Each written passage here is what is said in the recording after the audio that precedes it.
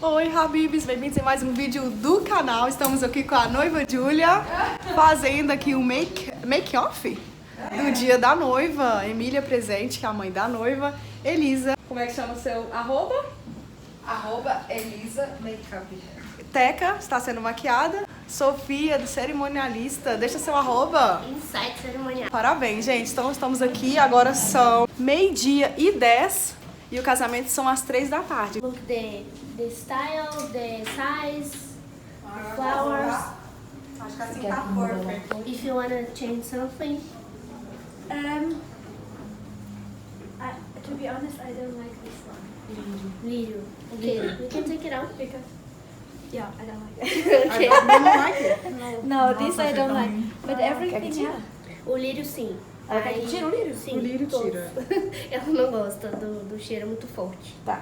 O homem Mas o das que você rosas. sugere colocar no lugar? Não, vai eu ficar acho que nada, gente. nada? Ou ele vai ficar menor ou teria que acrescentar mais Ela rosa. trouxe, Né? Eu acho que tem que... trouxe pra acrescentar no buquê mesmo. Se A você decoração não tem.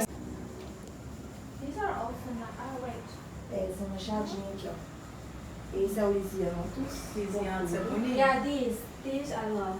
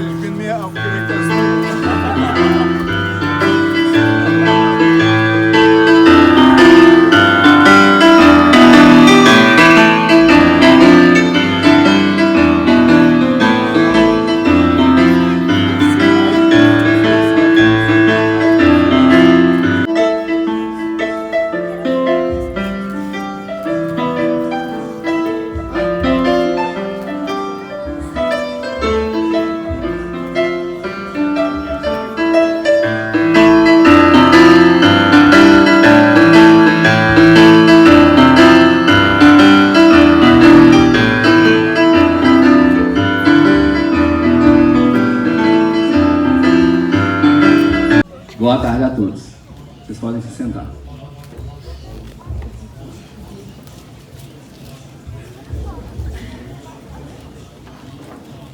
É também o momento de celebrar a reunião de várias das pessoas que estão aqui hoje. Fazem quase 6 anos que o Raphael se mudou para a Alemanha e os meus encontros hoje com o casal se dão numa frequência abaixo da que eu gostaria. E acho que muitos aqui conseguem se identificar com isso.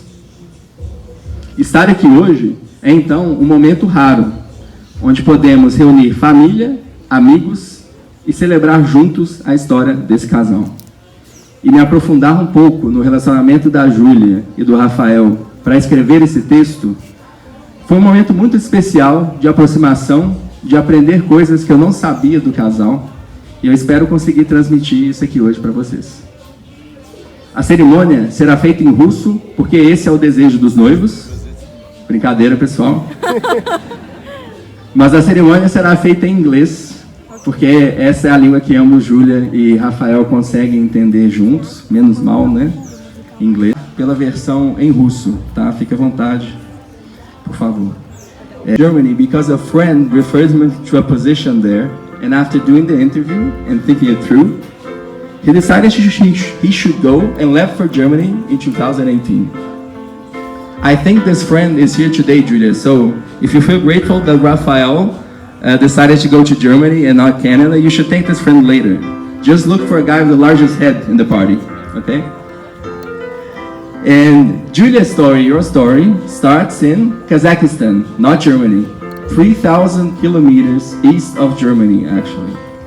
Although her ancestors are originally German, they moved to Russia and were later displaced during the Second World War, and one needs several hours to tell the story, but to summarize, her parents settled in Kazakhstan, then part of the Soviet Union, and that is where Julia and her siblings were born.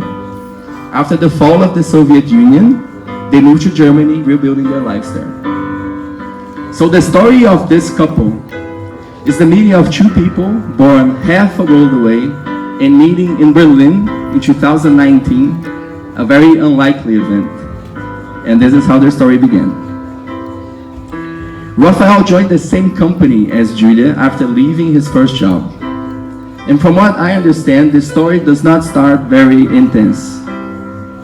Julia would always prepare herself breakfast in the morning, and Raphael would start his day with some coffee in the cafeteria. So on the first few days, they would meet there in the cafeteria, and Julia says she was the first to say, "Hi, good morning." And Raphael, with his typical morning mood, replied, "Good morning." Just this. And this was the first interaction between this couple for the first few days. As I said, not very intense. Yes. Then on the first month, Raphael and Julia are both invited to a farewell party. Julia recalls that at this party, Raphael was sitting on the floor and he was somewhat alone. She decides to go to talk to this apparently shy guy that's sitting by himself, initiating a conversation that would last the entire evening, until they're the only ones left at this friend's house. They are politely invited to leave and they still don't want to go home.